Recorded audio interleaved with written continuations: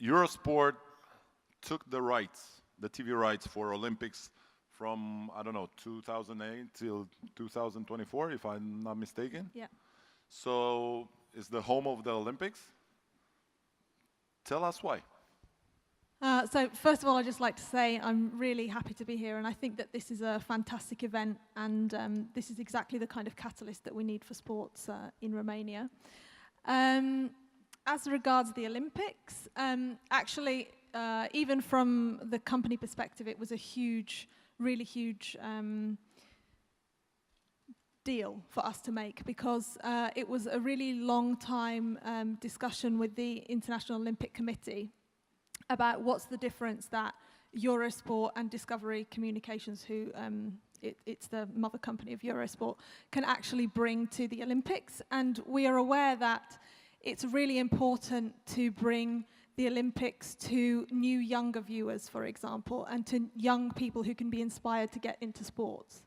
And this was a major part of the deal that we came to with the IOC, is our commitment to really take the Olympics to a younger audience and inspire young athletes, to also take the Olympic Games digital across all of Europe, so that's over 50 countries, where until now in very few countries have you actually seen the Olympics being available where you could see every single moment of the action. You could follow it on mobile, you could follow it on your tablet, on your PC, and so on. And we've really seen a lot of the coverage being done only on linear, traditional television. And so our commitment is really about taking that to the wider audience, putting it on those platforms that are out there today, so that we can engage many more people in the Olympic ambition, that striving for excellence, friendship, all of the values that also the Olympics stands for. And I think that that's the Olympics are a brilliant example of, they're the greatest sporting event in the world, and how much they really mean to people. So it's not only about the pure event that's happening out there, but it's all of the values, the heritage, it's what the Olympics stands for that really gets people excited. And I think that's what's so different about sports. Obviously, the Olympics is the pinnacle of that, but that's what's amazing about sports. It's the passion, the fans, the excitement, the involvement. And how TV being one of the main stakeholders of sport, it is one of the main incomes in sports. How does that shapes the game, the different games? How is that contributing to develop the game or develop the fan experience? So I think definitely television is one very major part of the funding that goes into sports. So it's the way that I see it is that it's very important to develop. Again, it's about bringing access to new people in new ways, but it's also ensuring that, in the example of the Olympics, also, putting that money back into the sports. And that's, whilst there is always a lot of talk about the cost of television rights and so on, not specifically about Romania, but if you think about the rights cost of some of the biggest rights that are out there, then it's really important that that also gets invested back into the sport, and it creates this ecosystem of how we can really develop future champions and so on. But it's also about referring back to what people were talking about earlier, about taking it to schools, getting that excitement. Not everybody has to be a champion.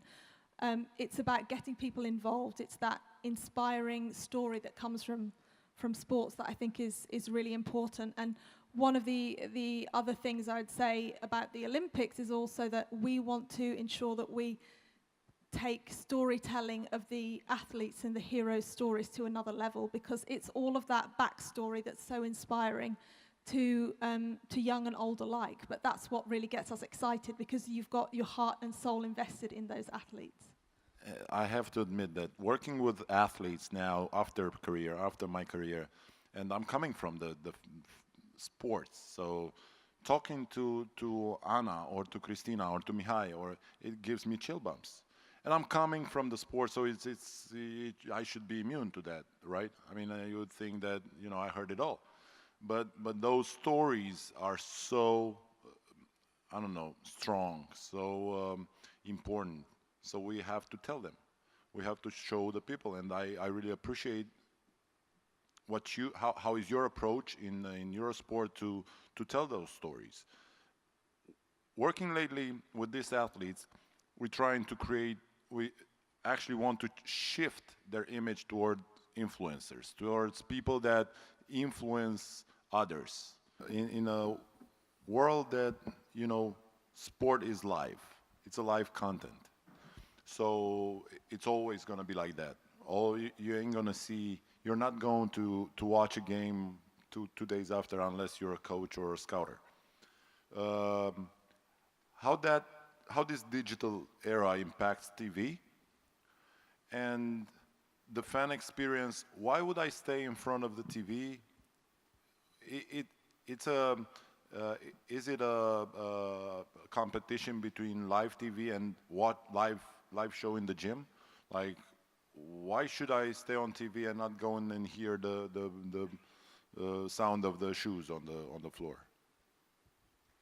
So I think you're absolutely right that sports is really all about live. It has, and in that respect, it's very different to other types of content. It's really all about live, and so actually the new era of digital brings more and more opportunities in that respect. So whereas previously whatever was running on Eurosport or any other channel that was showing sport, that was what you had to watch. In this era now, what you can do is actually take content out to the fans. You can actually reach super fans of specific sports that might not be aired on television, for example. Or one example with Eurosport specifically, we have the Eurosport Player, which is an OTT basically application, where within that you can see the Eurosport content that's running on the television, but also a lot of other content that is either, one example, Grand Slam tennis for the Grand Slams. If you want to watch a different court, you can select any court that you want to watch. If you want to watch 24-hour Le Mans, you can actually have a camera that is inside the car.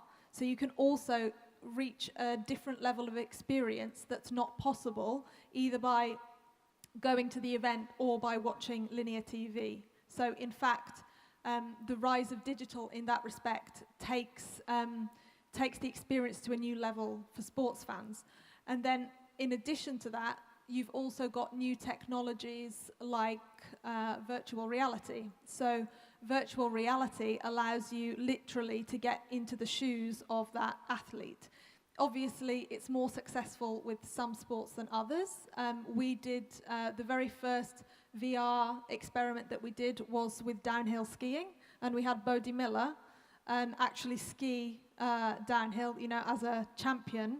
Then that was put on VR, and when you put the headset on, it is as if you're Bodie Miller. That's the only way you could ever have that experience, unless you're as good as him, which obviously very few of us are. And I think that's the point, that the new technology can really take a whole new level of experience and immersion to a sports fan that was never available before.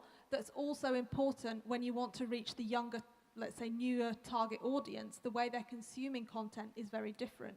So then by having these new technologies, it's a different way to bring them in. So are you optimistic in numbers, in reach, in ratings? Is it sports globally growing, or it's losing competition towards other activities? So I'm definitely very optimistic about sports. I think that the fact is that sports, people are so passionate about it. It's about identity. It's about so much that actually I believe that sports is growing now, and it will continue to grow, because if you think about even when you think about targeting, let's say when we look from the advertiser's point of view, in the new, more digital world, you can more effectively target. So then that means that you can reach the super fans of a certain sport or a certain hero that was never possible before. So you see a growth in that way, but also because of the very fact that it's all about live, all of these new technologies and new way of consuming sports really mean that you can open it up to a newer or a wider audience. There will be more content available.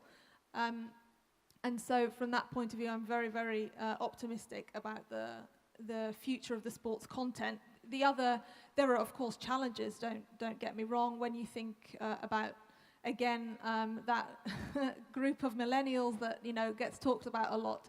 They're also, they have a very different habit of the way they consume content, which means that, yes, sports is all about live, but what we see, interestingly, is that because they often, people don't have the attention span, is that actually these very compact highlights are becoming more and more popular, or, you know, on the Instagram, on Facebook and so on, putting those top goals or, you know, the shot of the match and things like that is really becoming more and more important, because this fast-moving world, but also attention span that's coming from the way that we consume not only content, but, you know, lots of other parts of our lives, means that you then, we in content have a challenge. How do you change the content and the technology to really take it to a wider, bigger audience?